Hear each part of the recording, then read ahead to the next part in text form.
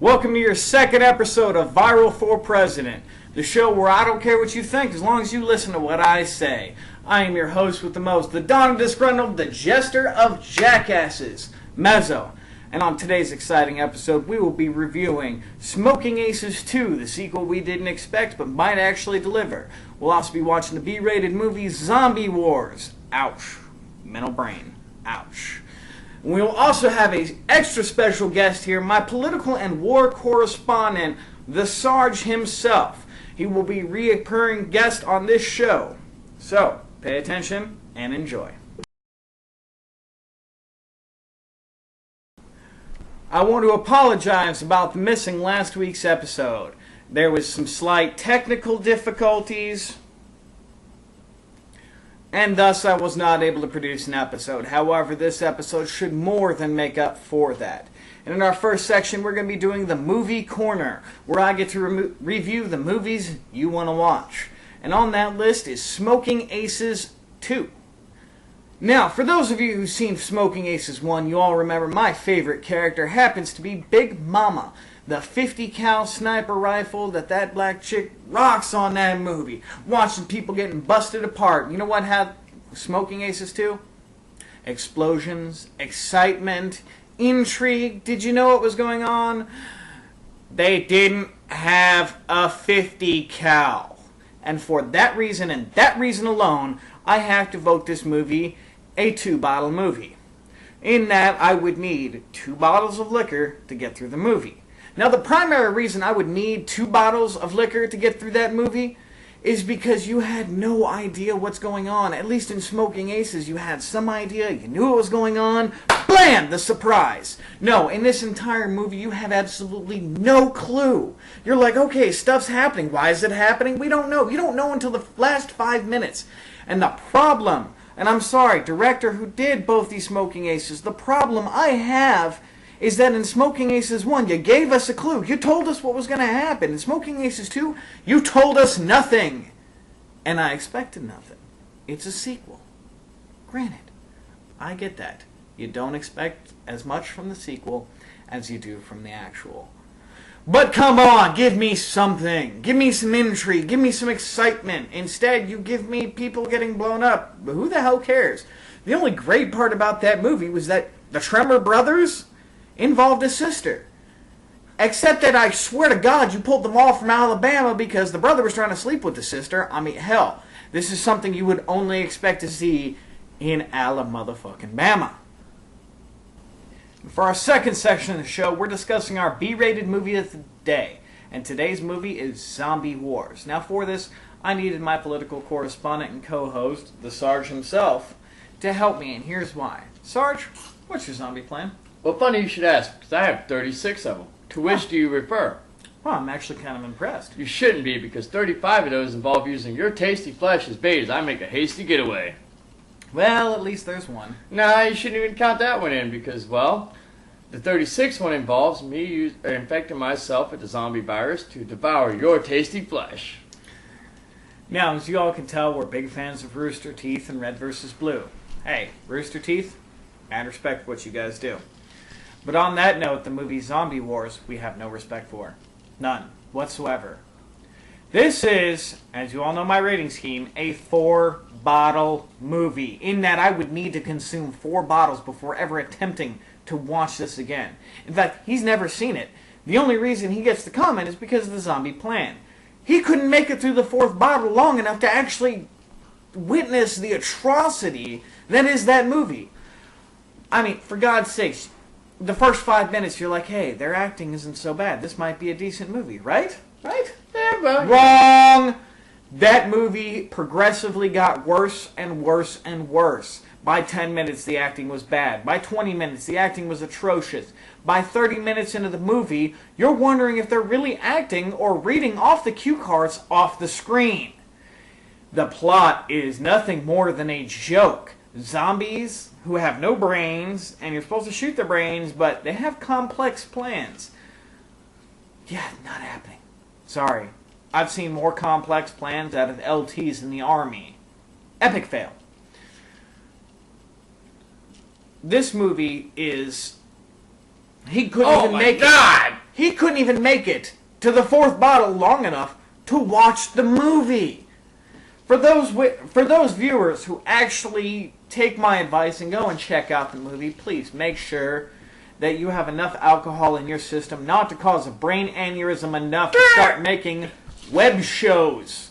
That's how bad this movie was. It inspired an entire web episode. Next section I want to discuss is about Arizona. For those of you who've been paying attention to the news, a Republican candidate invited 3 homeless people to run on the Green Party ticket. You know what I say to every Arizonan out there? Vote for him. In fact, I have one particular, Benjamin Piercy, a 20-year-old homeless cat with a mohawk and a suit. You know how he got the suit? The Republican bought it for him. You know what I say? To all the Republicans, to all the Democrats, I say we vote him in. I say we vote the homeless guy in as the Green Party. You know why? Because he's different. He's not what the crap we've been dealing with. The crap we've been dealing with is everything from Bush to Obama. It is all the same recycled bullshit so much that you don't even know you're chewing on shit anymore. We need to vote somebody else in. We need to put in somebody that is different than our ideal. Somebody that is nothing more than a joke. Look at Minnesota back in 2004 when they voted Jesse Ventura, a freaking independent wrestler. That's why we need to vote a homeless guy. Because he would do to the system what Jesse Ventura did to Minnesota. Oops, I won? Exactly. Tell me, this Benjamin Piercy guy isn't serious about this. He thinks he's serious. And you know what? He's got my vote. He has my vote for one reason and one reason alone. He's going to take all those Republicans that put him in that position. It's going to take all those Democrats that feared him in that position. And it's going to make them really fear. It's going to make them really understand that we are so sick of the mindless, self-righteous bullshit you will constantly hear me talk about. That we would rather a homeless person be a politician than some self-righteous Democratic or Republican asshole. I must interject at this moment. Interject away. Because I'm offended when you say homeless. Because God forbid somebody comes up in a hard living. They were brought up from the streets because that's what this fucking country needs. Wait, can anybody name me the first from the streets hardcore individual that actually got into office? That not only got in office but made something of himself from the office? Can't Lincoln, say that I can. Abraham motherfucking Lincoln. The one who kept this country united. I am from the South. I can't say much for this guy right here. He's from up north. Bite me. I'm from the South. Be Don't that ever as let may. you claim I am from the South. I was born in the North. I was raised in the North. I am a Southerner through and through. Be that as it may, Abraham Lincoln made something of himself because when the times got rough, he stuck to his true values. When the times got rough, he got rougher. He fought back and took a bullet in the head to say, This country shall stay united. It is the United States of America. Because I can remember a time when this country was the shining beacon of freedom to the rest of the world. And for that, to you, Benjamin Piercy, We I say, salute.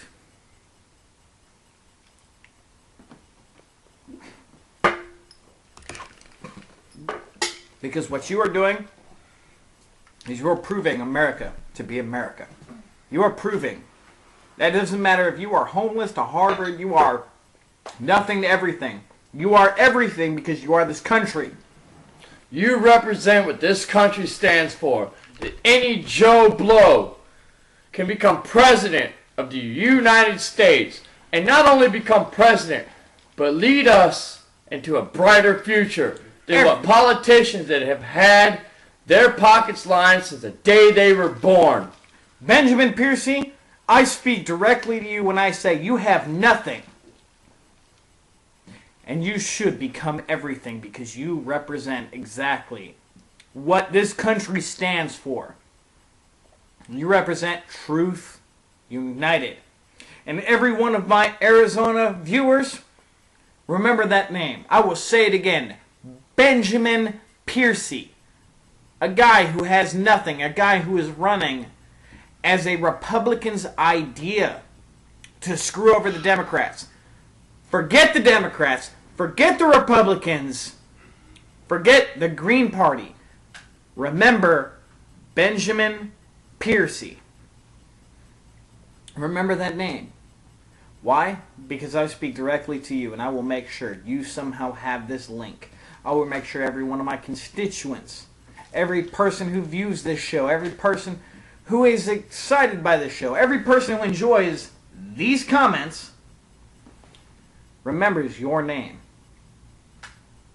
Because I want you to make something yourself. I want you to prove that guys like you, that guys like me, that guys like him are this country. We are what makes this country. We are what defines this country. And I don't care if everybody thinks you are a political joke. I think you need to earn what you were given. You were given it as a joke. 2 words. Earn it. Take it and run with it. If you're in Arizona right now, vote for this man. Because you obviously have been proven to time and time again. You cannot trust the Republicans to lead you into the future. And you cannot trust the Democrats to lie to you about giving you what you want. You need to trust somebody who is going to be honest. He's homeless. His office is at a Starbucks. What do you stand to lose? What do you stand to gain? That's the question you all should be asking yourself. All these comments aside, that is the question you should be asking yourself. Not what you stand to lose, because we've already lost, folks. We had Bush, and now we have Obama. You need to ask yourself what you stand to gain. The Republicans lied to you. The Democrats lied to you. The homeless guy has nothing to lie about. Benjamin Piercy. Remember the name. You will see him later. You have, from viral videos, from Viral for President, you have our mad respect. It was our second episode of Viral for President. As always, we are a viral video, so if you have friends, family members, or acquaintances that might enjoy this show, please send them the link. That's how we get known. I want to thank Fox News, PETA, President Obama, and the Republican Party. If you guys didn't do the crap you did, I would have nothing to make fun of. As always, I also want to thank the Jack Daniels Distillery for giving me the inspiration and motivation to do shows like this. As always, y'all have a wonderful evening and a wonderful day.